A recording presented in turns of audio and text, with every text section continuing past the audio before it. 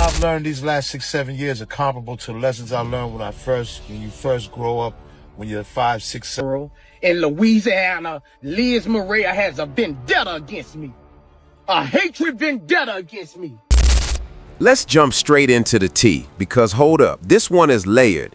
All right, so we've got DJ Khaled out here flexing his weight loss, okay? And he wants us to believe, like really believe, it's all from his grind and discipline.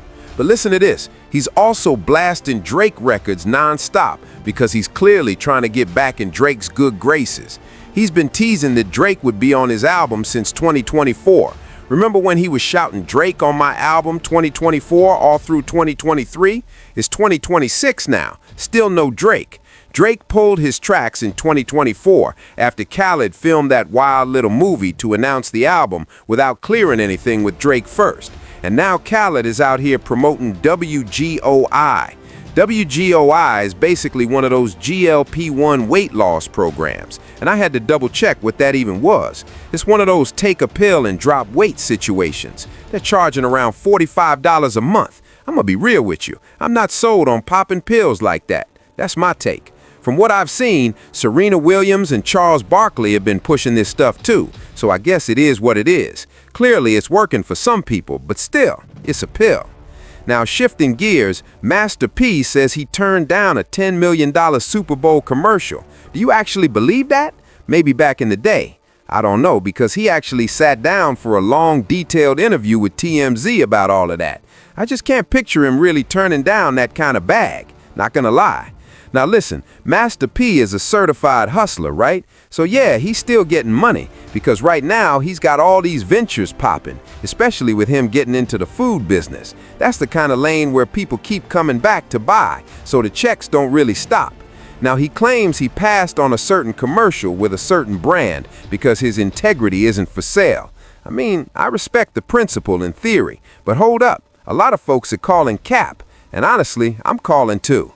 Snoop Dogg would have signed that deal in 2 seconds flat. Let's keep it real. Now, shifting gears, really sad news about Snooki revealing a stage 1 cervical cancer diagnosis. That one hit different. She's young too. Like, I thought she was pushing 48 at first. Turns out she's 38. Ouch. Still heartbreaking though, no matter the number. Now, on another note, Ben Zeno opened up about what he learned from losing everything at one point. Stories like that actually matter. As much as Ben does some questionable stuff, it does feel like he's finally growing up a little. Lessons I've learned these last 6, 7 years are comparable to lessons I learned when you first grow up, when you're 5, 6, 7, 8, 9, 10, just to be a fucking human being. Man, you're never too old to learn, and you're never too old to change it around for yourself, and you're never too old to look at yourself in the mirror and say that you made mistakes, because Lord knows I did. All right? Yeah, I made mistakes. I fucked up. You know what I'm saying? But guess what? I realized it. You know, I feel like I've paid and I'm paying for all the mistakes I've ever made.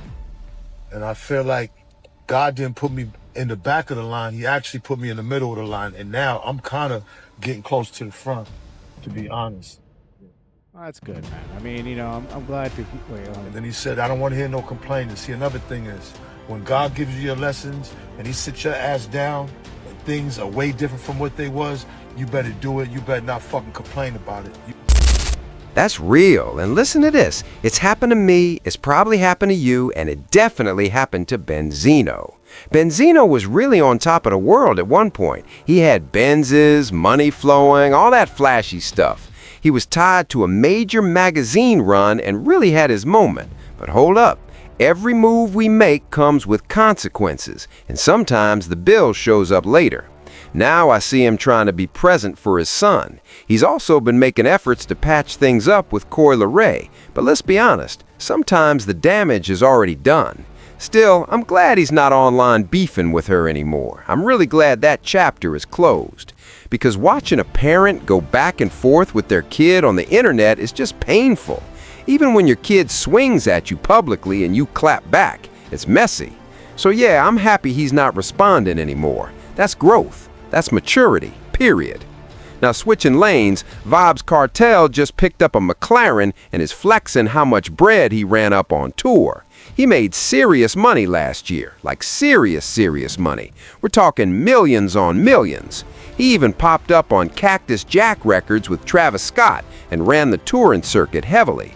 Hopefully that momentum keeps rolling this year, because of the way he's spending. 2 Rolls Royces, a McLaren, Cybertrucks, houses, he's living large. But you gotta remember, after being locked up for over 13 years, that money was stacking while he wasn't out here blowing it on toys.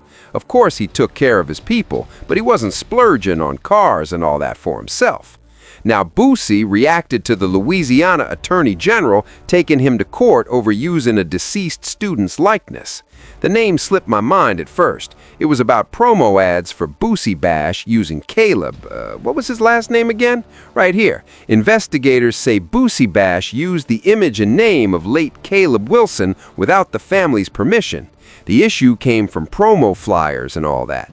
And look, I get that he might have been trying to show love, but hold up, that still doesn't make it okay. Let this go, I gotta talk about this. This Attorney General in Louisiana, Liz Maria, has a vendetta against me. A hatred vendetta against me.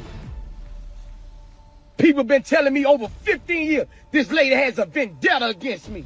Now, she done sued me, saying my Boosie Bash capitalized and made profits off the little boy who died in a hazing at Southern.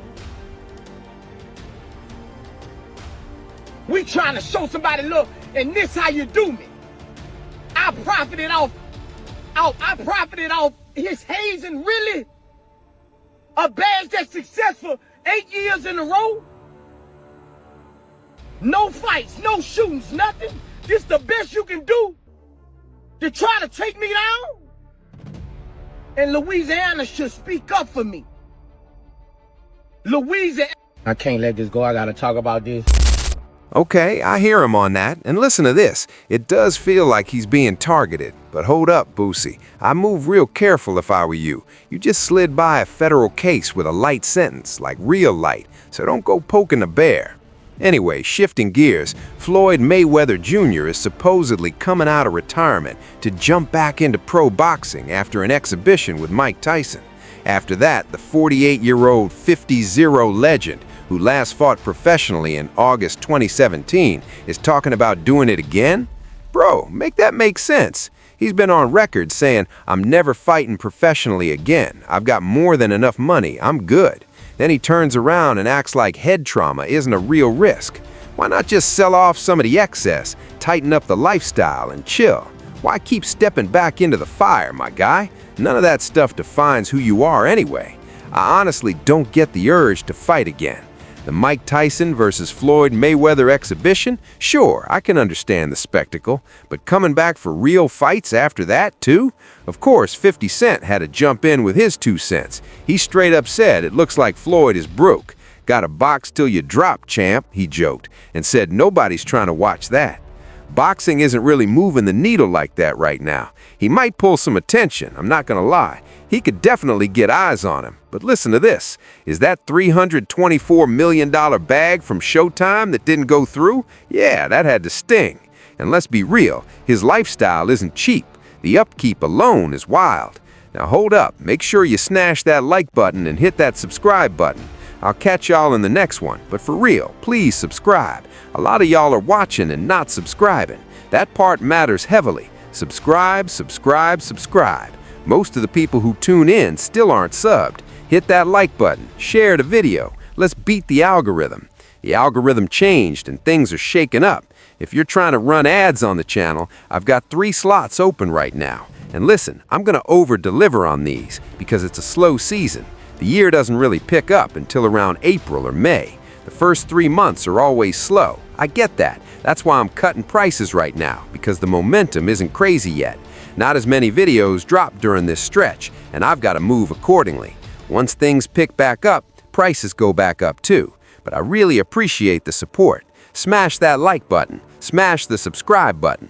All right, that's enough out of me. I'll catch y'all on the next one. Peace.